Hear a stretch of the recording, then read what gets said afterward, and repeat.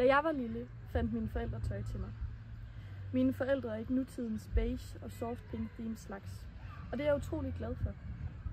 Jeg havde seje overalls på, spraglet tøj, stribede bluser og pagehår med pandehår, eller rottehaler med flotte glimmerspænder.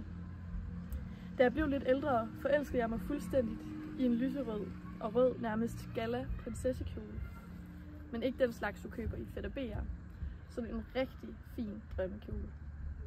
Den fik jeg af til lov til at tage på i skole, og jeg insisterede på at have den på min allerførste skoledag. Da jeg blev endnu et par år ældre, var det 6. klasses tid. Stilen havde ændret sig i klassen. Hierarkier var blevet dannet, og alle havde huller i ørerne. Også mig. Og så var jeg som den første begyndt at gå med mascara. Det synes jeg var ret spændende og ret sejt. Pludselig var der nye ting på dagsordenen. Og med en hurtig opsummering var reglen, at alt var akavet eller pinligt. Mine forældre dyttede af og til for at drille mig lidt. Jeg skulle reagere, som om det var mega pinligt, og der gik også altid sug igennem min mave. Men i virkeligheden synes jeg faktisk, det var meget sjovt og hyggeligt. Jeg fik også en ny veninde i den periode. Hun spurgte ind til, hvorfor jeg havde det tøj på, jeg havde på, og roste mig, når hun så en mærkevare på min krop. Med et blev jeg en kopi. Jeg gik kun i nedtonede farver og ting, der matchede med sort, og så lærte jeg også lynhurtigt at klæde mig i tøj, hvor man ikke kunne se, hvis man svedte. Der røg lyseblå og lyserød, de farver, der ellers var min yndlings. I 8. klasse blev jeg konfirmeret. Min onkel, han er tryllekunstner, og han lavede en performance med farverige stykker stof, mens han fortalte. Han fortalte om, hvor vigtigt det er at huske sine farver, at gå efter lyset og at ture være sig selv. Det budskab kom frem i samme øjeblik, som tryllekunsten skiftede farve.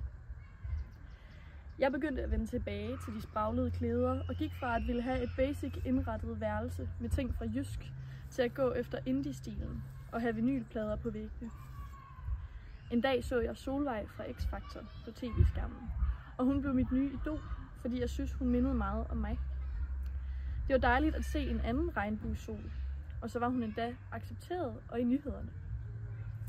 Jeg fik et kompliment fra en flippet elev, som sagde, at hun synes, det var fedt, at jeg var begyndt at gå i farver og vildt tøj igen. Og så sagde hun, at jeg mindede hende om en fra tv, hun ikke lige kunne huske, hvad hed. Solvej. Det bedste kompliment, jeg kunne få. Jeg eksperimenterede videre, satte tøj sammen på nye måder og masser af lag på lag og chunky halskæder. Jeg blev hurtigt kaldt for en hippie på min årgang. Helt sikkert sagt nedladende, men for mig var og er det faktisk noget af det fedeste, du kan kalde mig.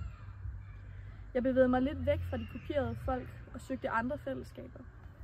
Jeg startede til kunstneriske og musikalske fag og fandt folk, der mindede om mig selv. I 9. klasse lavede jeg min projektopgave om farvernes påvirkning på psyken. Jeg studerede terapimetoder, fysik og bølgelængder, samt hvilke farver, der først fanger øjet og bruges i reklamebranchen. Til min fremlæggelse stod jeg i en stor, gul genbrugs-t-shirt med et rødt udsalgslogo på midten. Jeg fik 12 for min fremlæggelse. På efterskolen vandt jeg nomineringen Årets Stil, og i gymnasiet fortsætter jeg stadigvæk med at forsøge at bryde tøjtabuer ned. Og du har nok gættet rigtigt, hvis du har gættet på, hvilken klasse jeg går i. A-klassen. Musikklassen. Der hvor flipperrøvene går. Husk altid at være dig selv. Gå efter dine drømme. Husk dine værdier. Skjul aldrig dine farver og dit lys. Sæt farver på din hverdag. De gør dig gladere og påvirker i den grad psyken. Jeg går med blå mascara til dagligt. Hvad gør du?